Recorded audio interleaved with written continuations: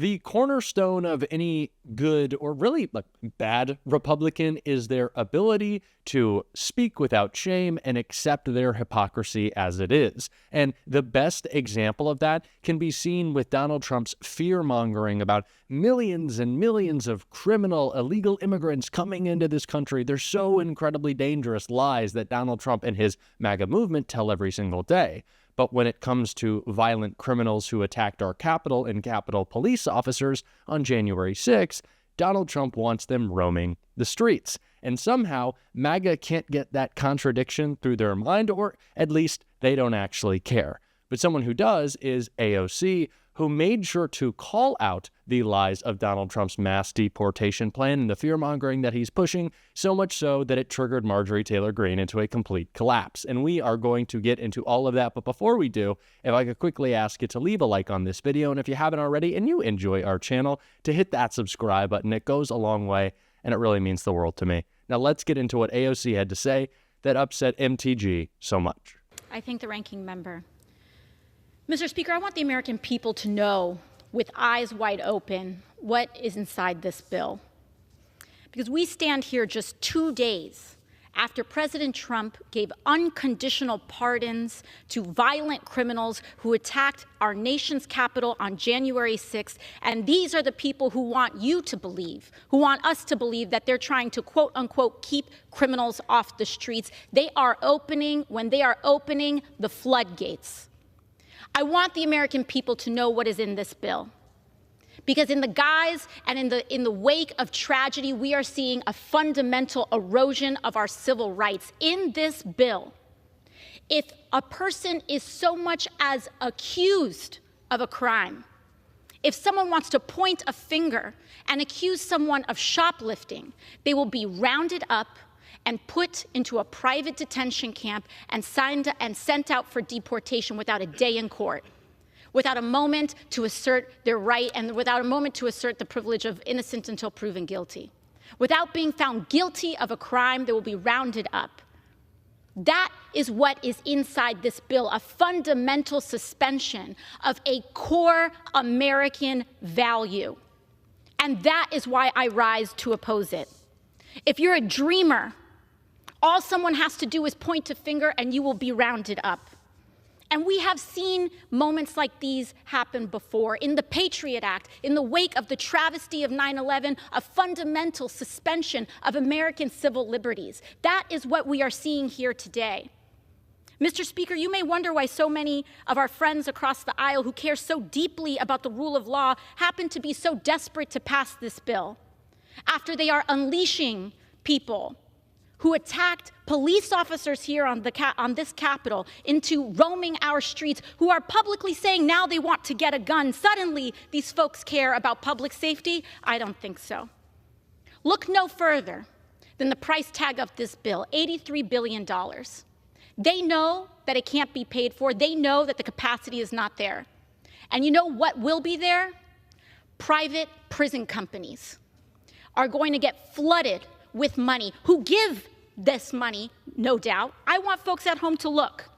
Look at what members of Congress are invested in private prison companies who receive this kind of money, and look at the votes on this bill.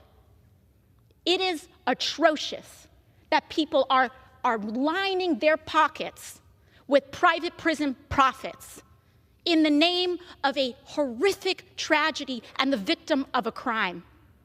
It is shameful. It is absolutely shameful. And Mr. Speaker, I'll conclude with this. In a few months, there are members of Congress who voted for this bill who are going to pretend they didn't know about all the bad things that are going to happen because of it. So when a private prison camp opens in your town, when a dreamer— Time has expired. I yield the gentlelady an additional 30 seconds. So when a private prison camp opens in your town, and they say, we didn't know this was going to happen, know that they did, and they voted for it.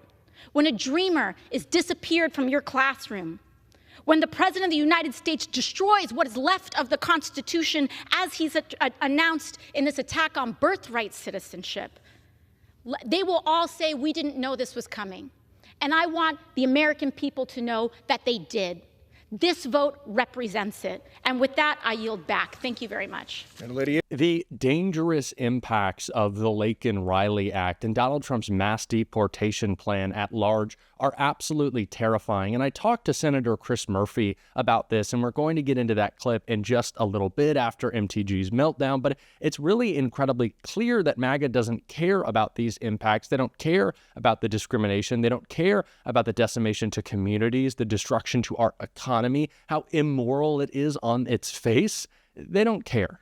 They never have. They never will. They act without shame. And sometimes that boils over a little bit, and they lose it when they are really just exposed. And that is exactly what happened to Marjorie Taylor Greene right after AOC spoke in this clip right here. Well, I certainly hope we do open as many prisons as possible to round up as many illegal aliens that have invaded our country and those that are breaking our laws, killing our citizens, women and children, and causing complete havoc across our great land. I support the Laken-Riley Act, and I support the Laken-Riley Act because Laken-Riley should be alive today. And she would be alive today if it hadn't have been for the Democrats and the Biden administration that ripped our border open and allowed this illegal alien monster to come into our country. And then in the state of New York, when this monster was arrested for committing crimes, the Democrat state of New York let him go. And that's how he came down to Georgia and murdered our Laken-Riley. This is a bill that cannot get passed enough, and I'm so thankful that the American people overwhelmingly voted for Donald Trump so that we can sign this bill into law, and it can't happen fast enough. Thank God.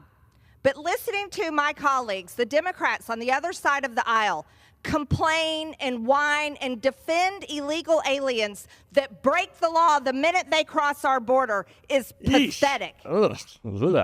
I'm sorry you even had to see that. These people are ridiculous. The idea that they are pushing this false narrative about all these millions of dangerous criminals coming into the country when they just set free, applauded, and are now bringing to the Capitol and the White House. And why do these people need a tour of the Capitol that Lauren Boebert's giving them? They already went through the Capitol violently.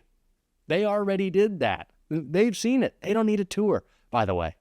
And now they're being let free. It's just ridiculous for MAGA. These lies are insane, and they're incredibly scary when put into this legislation, which, like I said, I spoke to Senator Chris Murphy about, and I want to play a bit of that clip right here. Now, you've been incredibly critical of one of what will be the main tools of Trump's plan to execute on mass deportations in the Laken-Riley Act. But how do you and Democrats at all levels of government respond to this dangerous legislation and message against it in a way that doesn't feed into the trap that Donald Trump really wants to set for Democrats and pushing a false narrative, as he always has and again, that Democrats are allowing in violent criminals into this country, rather than the fact that Donald Trump's deportation plan would be devastating for communities, our economy, and is just incredibly immoral? Yeah, listen, simply, you just have to call bullshit. Like right off the bat, right? Their agenda is not fixing the immigration system. Their agenda is chaos, right? Because they use this issue to gin up fear, to make us believe that, you know, folks who don't speak the same language as us or come from a different country from us are our enemies, because they don't have any proactive agenda. Because if they just make all of us really scared of each other, then nobody will notice when they use government to steal from us, to enrich their billionaire friends. So just consistently talk about the facts. The facts are this. At the end of the Biden administration, there were less people crossing illegally at the border than at the end of the Trump administration. When we constructed a bipartisan immigration bill that would have solved the problem at the border, you know who killed it? Donald Trump. And let's just talk about what's happening today. What did Donald Trump do today on day one when it came to immigration policy? He shut down something called CBP-1. That is the tech, that is the app for legal entry into the United States. He didn't shut down illegal immigration today. He shut down legal immigration. And guess what? The million people that use that app, you know how they're going to get to the United States now? Illegally. They're going to sneak in across the border. So all Trump did today was increase illegal immigration, decrease legal immigration, make the whole system more chaotic. And that's exactly what the Laken Riley Act does as well. I love the senator's response. Just call BS. It's nonsense. It is nonsensical. And actually, the acts that Donald Trump's taking right now are causing more illegal immigration. I saw a stat that showed that in the first 2 days of Donald Trump's presidency, there were 762 border apprehensions. 762. How many were there during the first 2 days of the Biden administration? 12,000. Donald Trump is already behind Joe Biden by a huge percentage, a gigantic margin on border security, as MAGA has talked about for so long, and I didn't hear a peep. They don't actually care. They do not actually care either about the indefensible action of Donald Trump to pardon 1,500 violent January 6th insurrectionists. So much so that you can actually kind of see a little bit of shame, which you don't get out of MAGA very often, in a clip that Rachel Maddow played on MSNBC and then proceeded to call them out. Let's take a look. Senator Scott, what do you make of President Trump's pardoning of the years? I haven't seen all of it, but clearly, first off, so many people were fairly prosecuted. What about those that assaulted police officers? I don't believe anybody, if you violate the law, you should be prosecuted. But what about those who assaulted police officers and then were pardoned by the president? I haven't seen any. I haven't gone to the detail. But there are those pardons that exist. I'll have to read it. I haven't seen any. I haven't gone into the detail. I have to read it. Very embarrassing for Senator Rick Scott today. We need more of this. We need to call them out. We need to say it to their face. Make them respond, because they can't. And their lack of a response tells you everything you need to know.